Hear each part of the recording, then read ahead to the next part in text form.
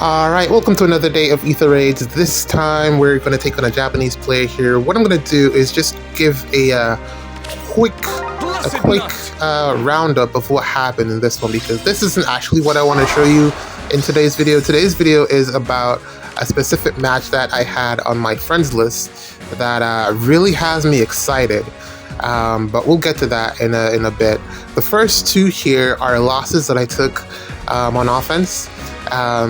I just made bad decisions, or a bad decision in this match here against this Cav line, which honestly is a little bit boring. If I'm not gonna, I mean, it's a good like defense setup and everything, but I mean, it's what you'd expect. Cav lines are pretty much everywhere these days, and they are getting to a point where it's just a little bit dull. I mean, even in the events or when we had capture balls, they were a little bit more exciting than these Cav lines, I'm not gonna lie. Let me just cut here. Okay, so this is where I had broken the structures, and we're gonna cut again to here where I had broken the final structure, and I gotten everything set up so that I could be able to get in.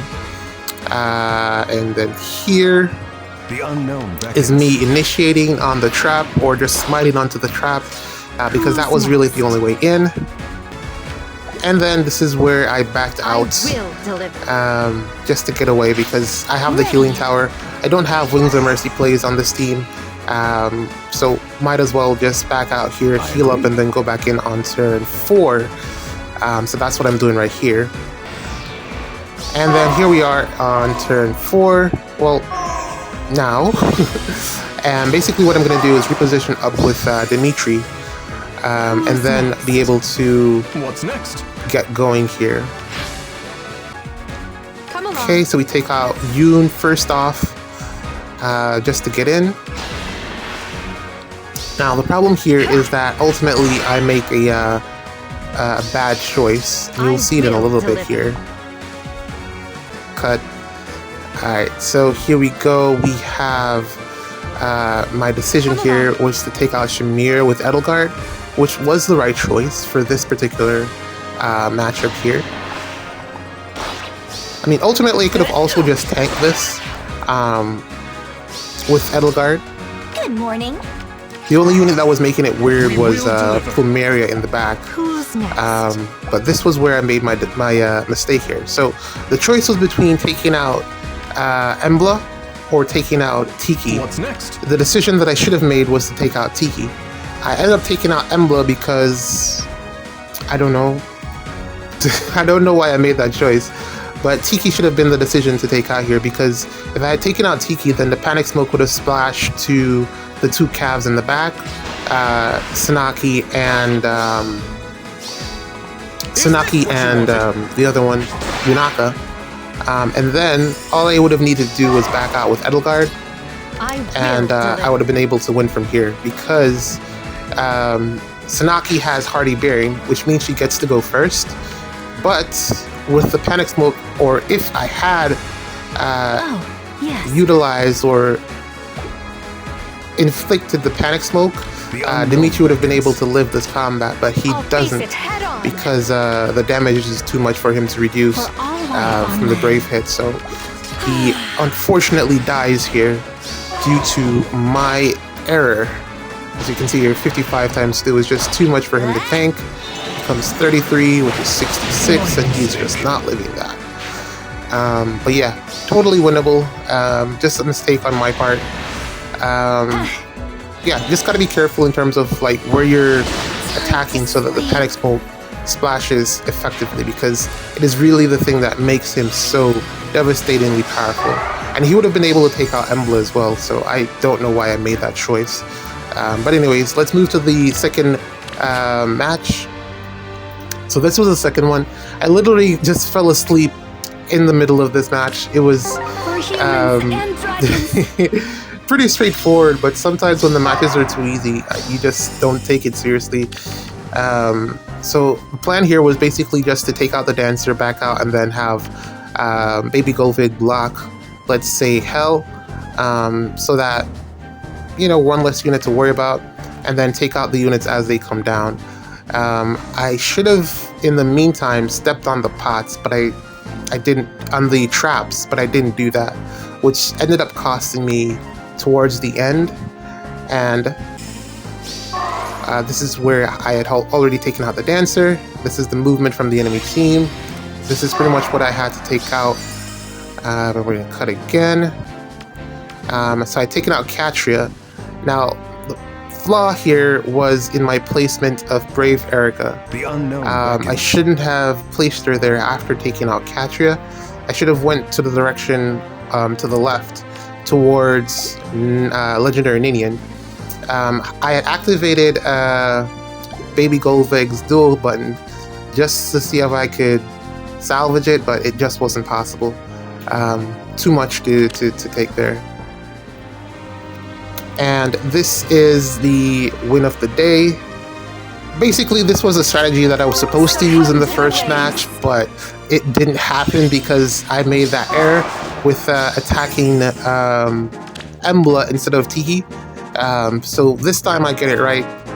Basically what I do is I basically just break the structures. I'm going to take out Duo Kagero and then just sit Dimitri where he will then vantage everything.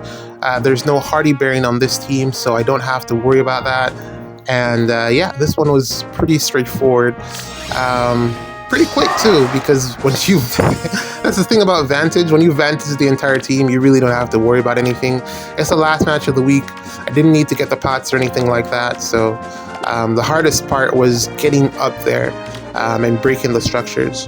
Really not much that the opponent could have done here, because I mean, this is how you take out these cav lines. I agree. You smite up, Ready when you are. or you have disarm trap.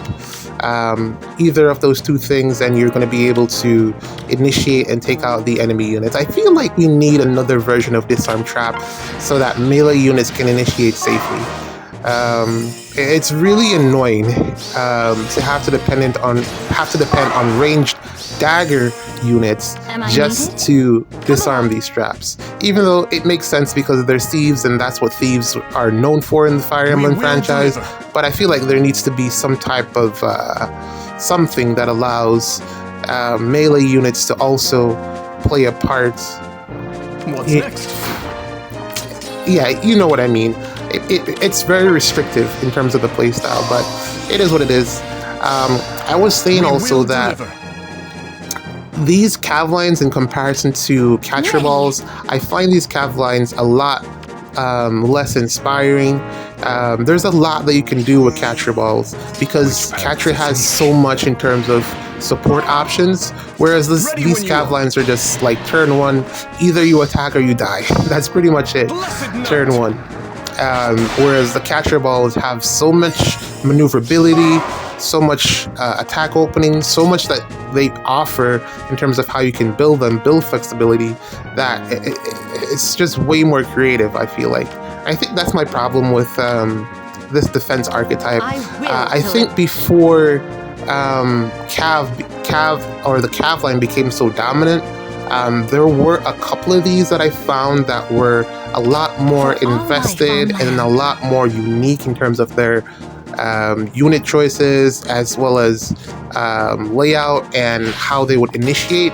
And yeah, like people would have catcher balls as cav lines and it would work perfectly, but it's just gotten so lazy these days that people just copy, put the best cavs in, and it just runs, you know, because of the turn on initiation and also the fact that most people don't have empty spaces in their back rows. So yeah, I don't like it.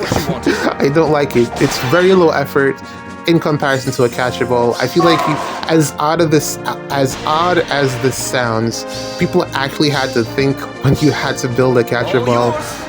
Whereas cav lines, you just put your best calves in. That's it.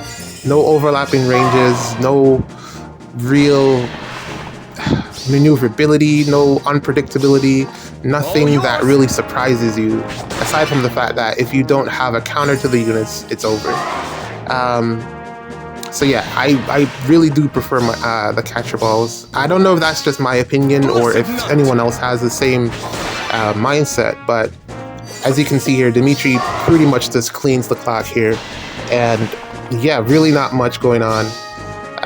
Really not much going on in this one. I mean, the hardest thing would have been trying to get the pots, but since it's the last match, I didn't need the pots. I mean, I could have even moved Dimitri's positioning, but as you saw, I cantoed up. So let's get to the interesting part now. This is what I wanted to show you. This new defense archetype with the infantry lines. I do believe that it is just a variation of cav lines. However, Tina is amazing. I don't know how else to say this, but this unit is fantastic. I'm just gonna, like, this is normally what I would do to take out a cav line like this, whatever you want to call it, flyer line, cav line, infantry line, whatever you want to call it.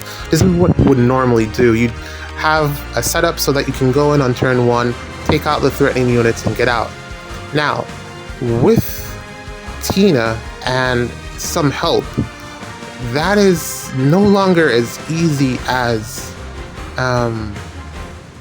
it usually is, because I'm going to show you what Tina is able to do, and also what this player was able to set up.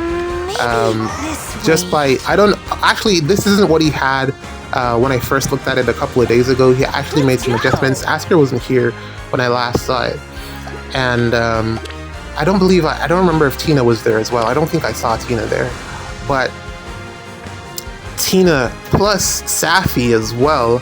But also you could replace Safi with Freyr, but I think having the range option is a lot more valuable, since you're going to get the 3 movement spaces from this Igreen, who basically makes everything work here. Asker's here for his bulk, as well as his range capabilities, but really you'd want a far save on this map. The layout here is set up this way because you want to protect Tina from getting turn 1 initiated on, because she's really the key piece to making Tina and Igreen are the key pieces to making this work. So you want to protect both of them. That's why the fortress and these two lanes are locked off. So really your only option is to initiate into duo Asker, in which case you could probably just use a ranged armored unit there, or just an armor unit just for a far save, or just another unit who isn't duo Asker, because he is actually, as you can see here, pretty easy to initiate into, but because of counter control, you can't actually just take him out and run away, which is actually genius when you look at what Tina is going to provide to this team. This isn't something that you could beat with Brave Dimitri either, just because of the fact that there are healers here, and Dimitri won't be able to counterattack unless he has the speed to outspeed these. Where Safi's actually like really fast because of that ploy skill, and Tina's just like naturally just powerful enough to get past it. So I don't know if Dimitri would have enough damage reduction to get by something like that. And also there's Hardy Bearing on Embla. Now look at this. Now what just happened there is fascinating, because the Pathfinder that is being provided here is a support effect. Tina actually stole my Pathfinder from my Wind Tribe Dagger, and also some extra effects from Legendary Crom there. As you can see, the bonus level are flashing up there on Tina and the units that were around her. That is just amazing. I didn't even like consider that as a layout. This is like, I feel like this is meta. If you're like building a defense like this, you definitely want to include Tina on there. I hope like a lot of this isn't available, because I tried to beat this with the same team and I wasn't able to. You're gonna have to try to tech this with Byleth. Byleth will handle this no problem, because there isn't any nukes here that are strong enough to take him down. But aside from that, this is a really, really fantastic defensive layout. It definitely will catch you off guard if you're not paying attention. But also there are drawbacks to it, because depending on what you bring to the table, if Tina copies the wrong thing, it might impact the movement of your defense, and you'll get like weird outputs. So yeah, I find this very, very fascinating. I'm definitely going to try and test this out in Astra Anima, because the week is over for Light and Dark, so I'm definitely going to try this out in Astra Anima just to see how it plays out. Because the other defense that I was running is a little bit boring. I definitely want to switch it up at this point. And I got the same feeling for my Light and Dark defense too. Although I did build one thing that included Safi, and it did okay. This is exciting to me. But GG's. See you in the next one.